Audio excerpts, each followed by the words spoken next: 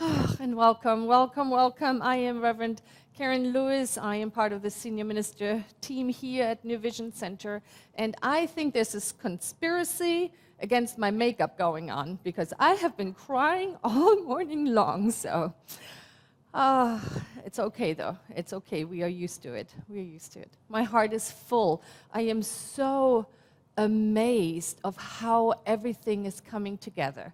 The music, that beautiful reading of a ministerial student, Nan, who's joining us. Those of us who do the morning meditation, we know Nan as well. She has been with us for, I think, a year now, and so it's wonderful, wonderful. So welcome, welcome right where you are. I welcome you, knowing that we all together create this experience that we call a Sunday morning service, this experience that we call the New Vision Center.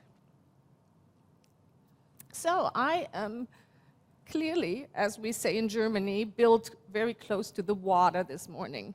And that is, I think that is because I am so aware of this time that has such a strong calling. It calls us to be the beloved, to really walk that out. And so my talk title today is, I am the beloved, and as are you. As are you. And it brings me to tears because it is so fundamental. And during this time where there is such a huge wake-up call for all of us to remember that truth. So that is what the talk is about today. And before we start, I'm asking all of us to rub our hands together. We did that this morning in the 8 o'clock contemplative service, and it is so helpful to me to know that as we rub our hands together and then allow our arms to open wide, as ever wide you feel comfortable, that is how we hold this container, how we together create this container of love in which we can answer the call that we are the beloved. This container in which we can step forward and stand with one another, how Suri so beautifully articulated. This is how we create the container in which we stand in love. Not ignoring what's happening in the world, not ignoring what is happening in our own personal lives, but just bringing all of our love to it. Walking out that we are the beloved. And so collect all of that goodness and bring it into your heart.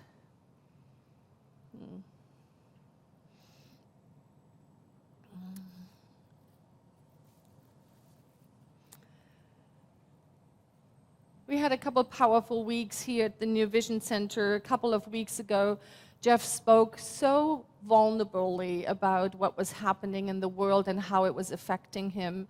And then last week, our beloved Reverend Leslie gave us such a deep view into her passion. And I saw from that talk, the meme that I saw going around on Facebook was, no life matters until all life matter. No life matters until all lives matter. And if you haven't seen those talks, they are available on our website. And it's a blessing to be able to communicate such passion, such vulnerability. And so today we are taking this concept that I am the beloved deeper. And yes, the complete title is, I am the beloved and as are you. And here's what I am becoming more and more aware of. That it takes me, it takes us, it takes an individual to fully accept that I am the beloved, so that we can see it in another, so that we can see through differences, outer appearances, unskilled behaviors, challenges, that we can see through all of it and know the place in me where I'm whole, perfect, and complete sees the place in you that is whole, perfect, and complete.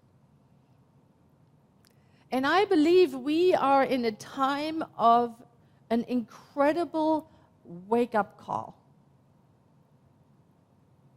And so let us start with the foundation, and then we walk it out together. I found this wonderful quote by our founder, Dr. Ernest Holmes,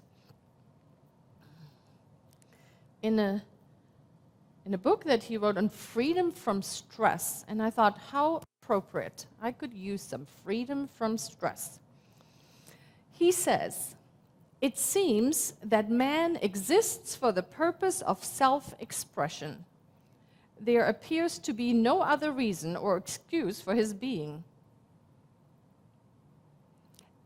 Now, I know that the language that was used 100 years ago is not relevant anymore. And I really want us to make this personal. So I invite you to say with me as we turn it into an I statement. It seems that I exist for the purpose of self-expression. There appears to be no other reason or excuse for my being. Yeah.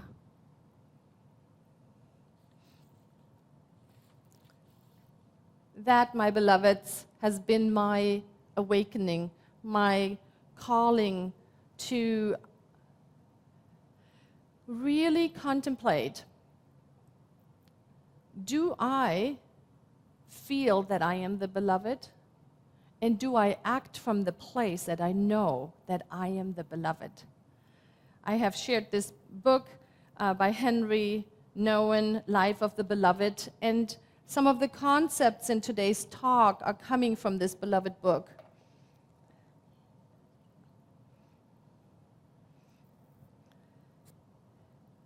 If another world is possible, if a world that works for everyone is possible, what is mine to do? What is yours to do? I believe that is the question that is before us. And I don't know what your answer is. I can only share my answer. My answer is that I have to spend time in discovering who I am. And I do that through spiritual practice, through meditation, through coming together, especially in community, because it helps me to deepen into the place, to deepen into it. And what I have learned and what I have discovered is that the more I am in connection with the fact that I am the beloved, that I am that in which God is well pleased, the easier, the natural it flows out of me to see it in others, however they show up. Let's try something together. I invite you, if it's safe for you, if you're not listening to this talk while driving, if it's safe for you, I invite you to allow your eyes to close. Just allow them to close for a moment. And imagine mirrors on the inside of your eyelids and have reflected back to you in that inner eye who you are, who I am. And see if you can see with the eyes of the beloved from the place deep within. see through what I so often look at, the imperfections, or that dress maybe doesn't go with those shoes, or whatever else comes up. We want to look through all of those things to the heart of the matter, to our own belovedness.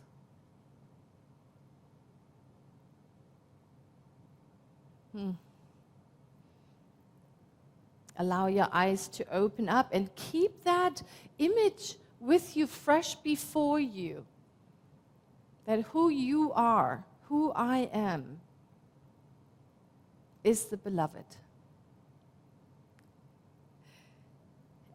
And I have noticed, I don't know if it's a more pronounced during these last 3 months or if it has always been. I've noticed that the more I am open, cleared out, the easier it is for me to see the other. And so I want to do a little experiment. It's really an invitation to a practice to see the beloved in another. We have asked for pictures to be sent in to us, and several people responded, and some pictures came of beloveds. And here's what I want you to do. For this exercise, it's really important that we come to looking at these beloveds with the idea of looking through the surface and seeing to the heart of them.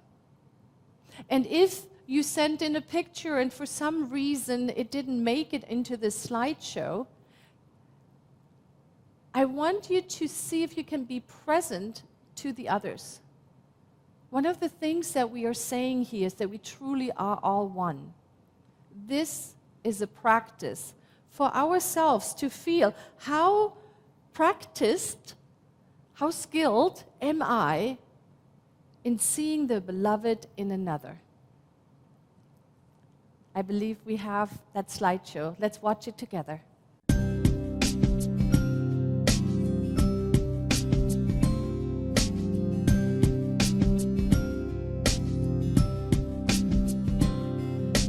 You are sacred love, sacred love is all that you are. You are sacred love, God, sacred love is all that you are. You are sacred love, sacred love is all that you are. You are sacred love, God, sacred love is all that you are. Show the way, God, show the way. I want to live in such a state of grace. Lead the way, God, lead the way. I want to live in such a holy place. Such a holy place.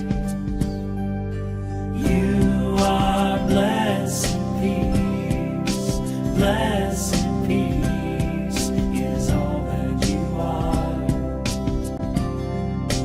You are blessed peace, God, blessed peace is all that you are.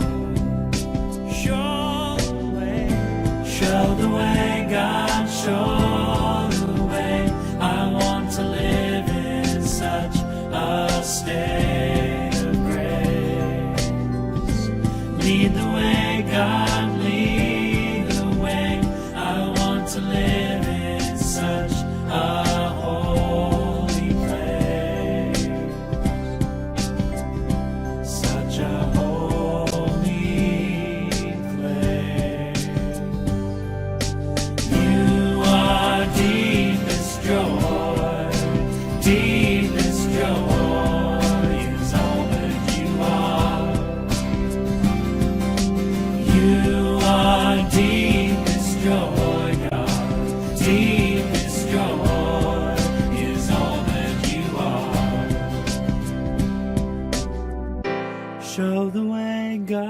show the way. I want to live in such a state of grace. Lead the way, God, lead the way. I want to live in such a holy place. Show the way, God, show the way. I want to live in such a state of grace. Lead the way, God, lead the way. I want to live in such a holy place. Show the way, God, show the way. I want to live in such a state of grace. Lead the way, God, lead the way. I want to live in such a holy place. Show the way, God, show the way. I want to live in such a state of grace. Lead the way, God, lead the way. I want to live in such. How beautiful. Did you see the beloved?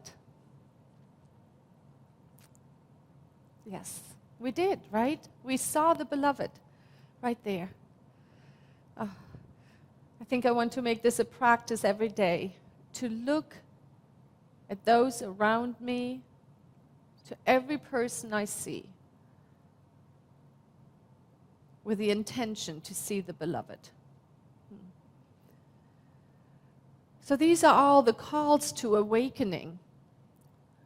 All these experiences are really calling us forth. Do I believe that I am the beloved? And if so, can I hold that space? Can I hold that fundamental truth as I interact with others? Now, we talked a lot about the awakening calls. I want to spend some time to talk about how to nurture it, how to nourish it. What can we do to deepen into it? I think I have a picture of our beautiful community here that we took a couple of months ago that shows our beloved community, our property that we have here. And this is, for me, a depiction of what I am nurturing. Community. It's different for everyone. And I invite all of us to go ahead and find what it is that you nurture. And I know without a shadow of a doubt that what we plan on and that what we devote our time and effort to brings forth fruits. I want to share a story. I don't know that I've ever shared this story. As many of you know, probably all of you know, I'm from Germany. I came to America in 1985. I came at a time where I was always met with welcome to America. I had a very strong accent. At that time, it only took a sentence and people would know I'm from Germany. And I remember this one time, I went shopping at the PV Mall right here in Phoenix, Arizona, at a Robinson May. And I'm in line, I'm talking to the person behind me, and I see this. This is 35 years ago, and I can still see it. And I am in line behind a lady, and she hears my accent, and she turns around, and she says, "Are you from Germany? Are you German?" And I said, "Yes." And I expected the usual reply, "My grandfather is from Germany. I like liverwurst. I love your polka music," something like that. That's what I usually heard. Instead, she unbuttoned her blouse, and she had a number tattooed. And she held it right in my face. And she said, this is what you did. And I've been thinking about that so much because at that time, as a 22-year-old young woman, I did what I thought was, of course, the right thing to do, to point out that I wasn't even born, that just because I speak with an accent, that wasn't my fault. Nothing that happened back then was my fault. And I think here's why I'm so raw about this story, because now I am reminded, and that poem brought it front and center for me, right? When there's a pain happening, when I notice that there is suffering, can I know so completely who I am that I can respond with, I am sorry.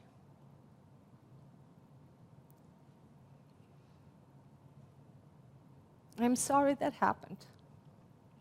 And I'm sorry that something that I do or that I have or that I am reminds you of that pain. I'm sorry. I so wish I could go back and react differently. And I know that it is because over the years I have nurtured and deepened and cultivated this love that that poem so beautifully spoke to.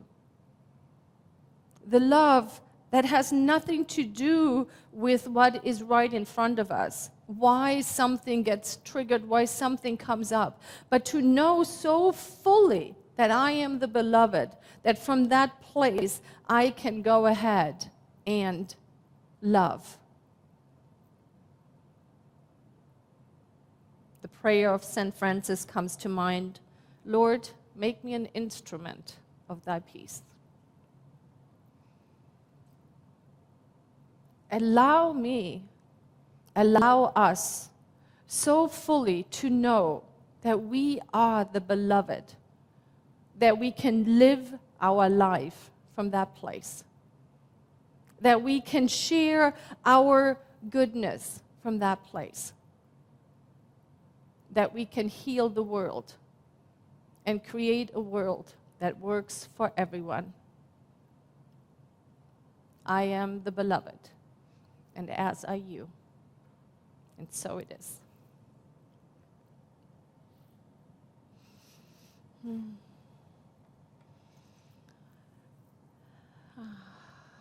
let us take all of the emotions that are flowing so freely today, and let us take them into prayer as we speak a spiritual mind treatment. Thank you.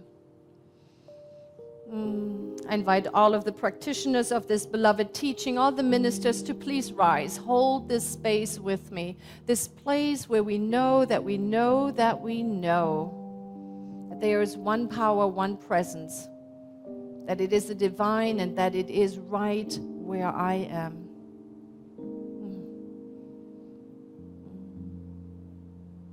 How grateful I am for Sweet Spirit to show up so beautifully today as love, as light, as peace, as harmony, as joy, as abundance, as realness.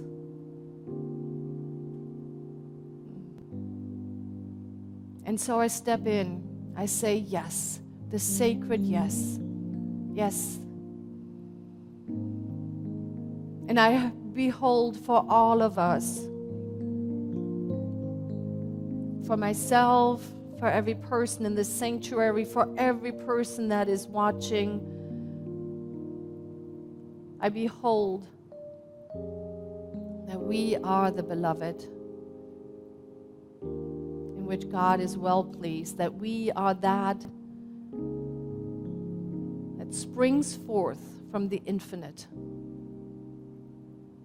in all its magnificent manifestations. And so I'm so grateful to speak this truth, to hold this truth for all of us. For Mark and Don, for Molly and Henry, for Gina and Heather and Charlie, for Ron, Ellen, Buzz, and Mason, for all the Susans, all the Karens, and all the Jeffs, for Reverend Leslie and Bonnie, for Virginia and Audrey and Jean, for Darlene, Robert, Mamacita, Rebecca, and Sandy, for Bill and Beverly, for Diane and Rhonda, Jack and Frank, for Mr., Cerise, and Jenny, for Beth and Nancy, for Shay, for Amy, for Russ and Susan, for Judy, for Amanda, for Ron and Ken, for Jolene, for Rick, and for Angelica.